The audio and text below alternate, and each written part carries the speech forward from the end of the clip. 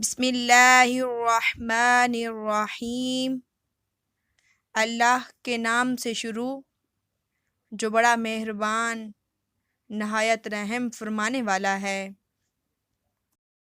حضرت ابو سعید خدری رضی اللہ تعالی عنہ سے روایت ہے کہ حضور نبی اکرم صلی اللہ علیہ وآلہ وسلم نے فرمایا، شیطان نے بارگاہ الہی میں کہا، ہے اللہ، مجھے تیری عزت کی قسم، میں تیرے بندوں کو جب تک ان کی روحیں ان کے جسموں میں باقی رہیں گی گمراہ کرتا رہوں گا۔